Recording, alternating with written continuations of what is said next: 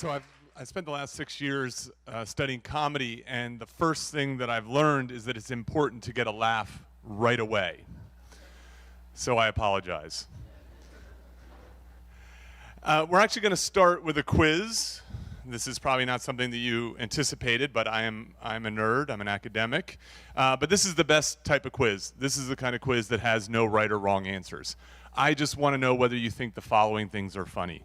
So the first one, I'm going to read along with it. It's actually a letter from Brooke, a 6-year-old, to her mother. And it says, "Thank you so much for being my mom. If I had a different mom, I would punch her in the face and go find you. Love, Brooke."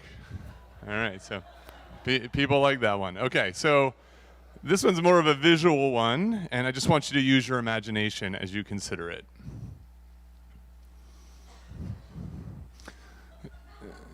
It may be difficult for folks in the back, but this gentleman has leapt off of a balcony onto a group of air mattresses. So maybe too early for that one. This one, this is going to be Friday night, right? That's the one for Friday night. And then finally, best pickup line ever. Okay, so Brooke wins. Brooke wins. Okay. Well, we're going to come back to these after I've talked about what makes things funny, and we'll deconstruct them, why they were funny, why they were not funny to each of you. Just a quick note, I probably don't have to point this out to this group, but understanding what makes things humorous is actually a really important question.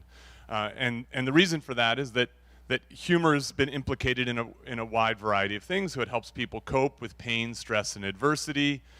The act of being humorous or being in an amused mood improves our creativity. It broadens our perspective. It helps us problem solve.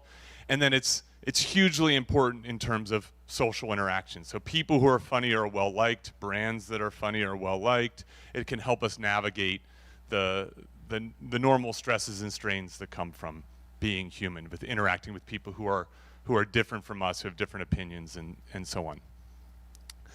So when I stumbled onto this question of what makes things funny, I was actually giving a talk at Tulane University. I was giving a talk on what makes things wrong. I had been studying moral violations, and I gave an example of a moral violation, and the audience laughed. Someone raised their hand in the back and said, "Pete, you say that moral violations cause anger and disgust, and yet we're laughing, we're expressing positive emotion. Why?" And I stood there, I was totally dumbfounded by this, and I said, "I don't know." And at that point, I had been studying emotion and decision-making for over 10 years. I had never considered the question. I had never written a paper about it. I knew nothing about this very important topic.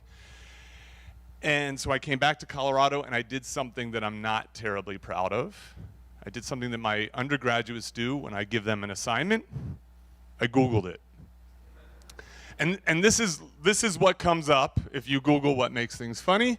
And what I've realized since then is that I'm actually studying the wrong thing. I should be studying what makes things creepy, because people seem to care more about that.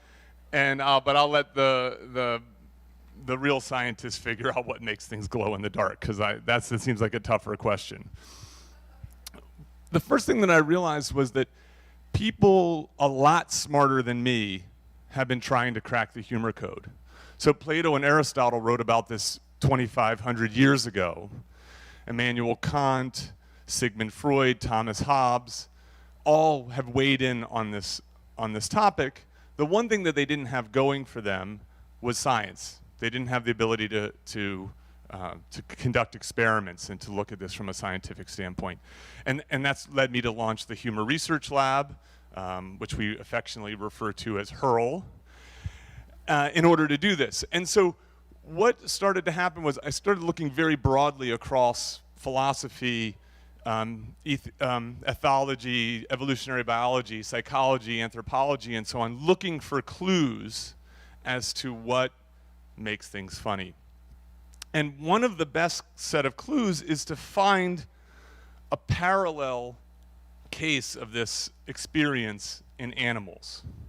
So in the same way that non-human primates, rats, and humans all can experience fear or anger, I wanted to try to find out, is there something that cuts across all of those species that's akin to humor?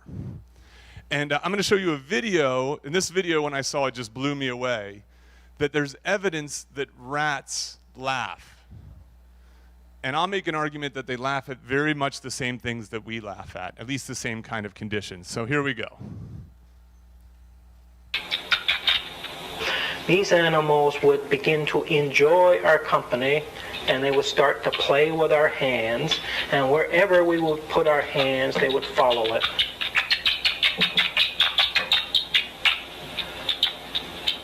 And when we tested these animals to ask whether they were enjoying this kind of activity, the unambiguous answer was yes.